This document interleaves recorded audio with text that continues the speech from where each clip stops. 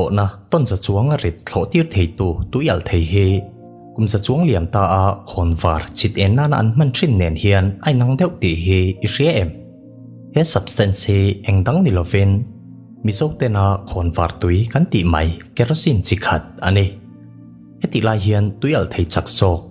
petrol kan ti mai gasoline hi tlom sok ma se maktak main thlawhna te hi chuan an hmang ve lova hei hi thil hriat thiam har tak ni ma se khawnvartui lo chhuah dan le adang lambik zia i hriat nuwa chau thlawhna te ho man tur ta na du thu asam bik zia hi i hria thiam theang ani chuan khawnvartui kerosene hi engtin nge lo chhuah le thlawhna te hian engwanga gasoline hi manglova khawnvartui hi mangtlat nge an ni ti hi tun thuma chuan kan bi chiang ton ani ama sabera chuan he fil ni phung hi kan hriat masak pot angaya kerosene hi leinoi atanga oil lak chua crude oil la hian telin lumna manga thlit fim distillation process manga thensan ani distillation range degree Celsius za somriat atanga zani somruk in kara kerosene hi amu theya petrol kan ti mai gasoline le diesel in kara hian om train makteu mai chu kumzabi som pakwan na hun laya tuial thei thlet fim na technology alasan tak tak ma kha chuan khawnvartui hi lungal thei atang te po hian an thlor chuak thina ko thler ti en nan te le laltrin chit nan te po hian an lo mang to thren soitong khan kerosene hi leinoi emo tuipui noi thuk taka tanga crude oil an siak chua an thlir ran le na tanga lo chuak ani a heng crude oil an siak chua te hi athlit fim na mun pui refinery lama songpol le in tui al le thil dang dang tena apola hi an thian phai ma saber train ti chuan oil an ti phai nu hi distillation tawara chunglut le in hei hi athlit fim na tak tak chu ani a heta hian crude oil hi degree Celsius zathum somnga tanga zal in kara ti sa in a huron chuaka hi oil component chi ran ran te boiling point na zir hian alo in thren sang ta a substance zang zok te chu achung lama omin arit zok te chu amonga antla thunga ti hian crude oil atang hian fuel che sang sang LPG gasoline naphtha kerosene diesel le fuel oil te hi alo chuak ta train ani khawnvartui kerosene hi chu tawara alai bor fel tak degree Celsius za somnga tanga zani somnga inkara luma hian om thina maro chu han man ngal top hi ala thei chuang lo sulfur le thil dang tangkai lo la omate hi pai chua thlit fim le alangaya akhal lo nan le atui ek lo nan te song bol le alangai pok em nu hi chuan standard jet fuel ZA-mo ZA1 ani to thlawhna te hian aman thei to ti na ani chu ti hian khawnvartui an thlit fim le na tanga purity standard paltlang lo ati chu khawnvar chit en nan te ba ka thil ti fai nan te le thil tui ek ti fai na lubricant na te an chua le train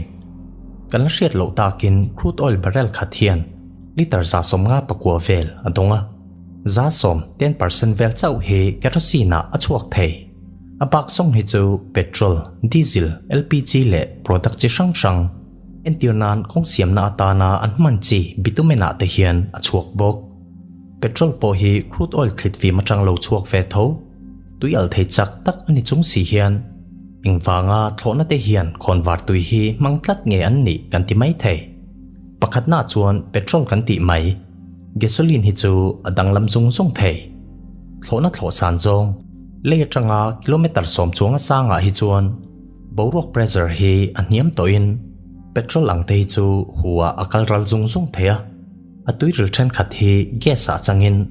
fill line chunga te hian vapor bubble an ti hi an siam theya hetiang hi vapor lock an ti kan hriat thiam chok nan paipa hian tui hi pin achunga hian boruak air bubble hi akhata hetianga hi chuan tui ho hi apangai thelo ba ka tui ho hi ati chatlak thei pok hetiang che hian thlawhna fuel system a po hian a thleng theya engine kang thatur chuan fuel hi chatlak lowa adon reng angai fuel line te hian gas bubble hi om tam lutuk chuan combustion chamber a hian tuial thei hi an petra thei don lova engine hian fuel hi atu khop amulo ani chuan engine hi a thi thei ba ka che chualna a thleng thei pani na chuan khawnvartui kerosene hi petrol ai hian a him choka flashpoint ani san choka vangin petrol ai hian a kang mo zo lai hi riat sual ol hlea flashpoint han ti chuan tuiril atanga hu vaporin siamen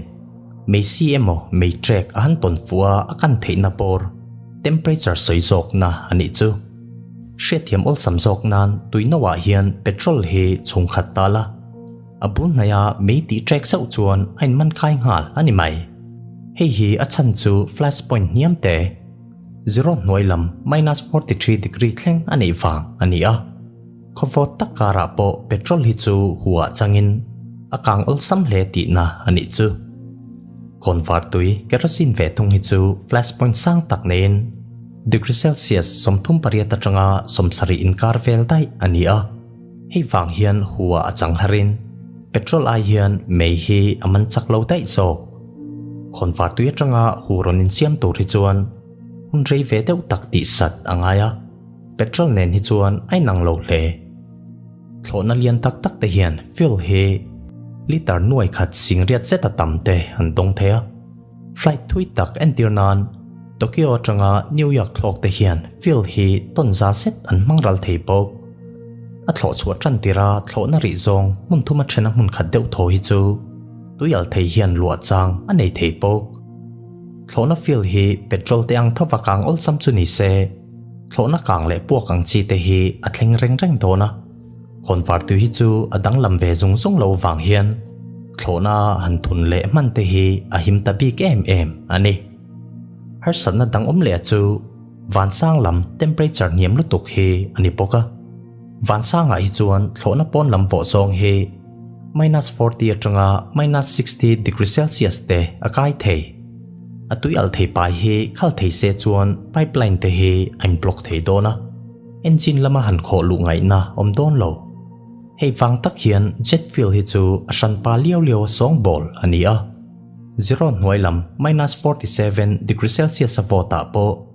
tuiril liquid state ta alom the wang hian engine a hian ain sem kwal reng thei pha ani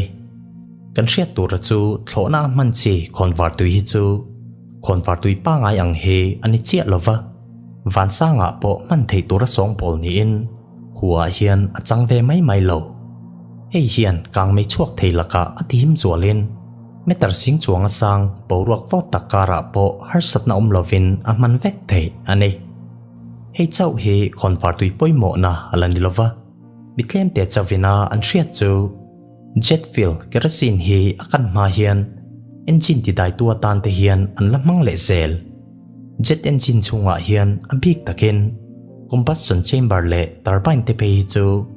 degree celsius sang khata sa te an kai thea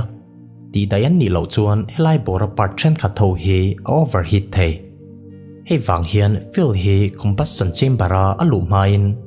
engine na mun sa zual naya te hian pipe mangin akal kwal ma saput thina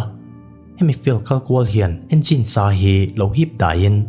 lir thei engine sa lo tuk tur ve na ta na coolant kan man thin ang hian na thok ve ti na ani chu hetiang hian thlawhna engine peng poimo tak tak te chu him takan tho theinan khawnvartui hian alo vong dai ta thina engine overheat hi omlo pha ta thin ani kan soitak te atang hian thlawhna man tur tuial thei hi an thlangmol top lo ti a hriata khawnvartui hi chu kong engkima a him bik em awang hian thlawhna a hian a man tir lo thei lo ani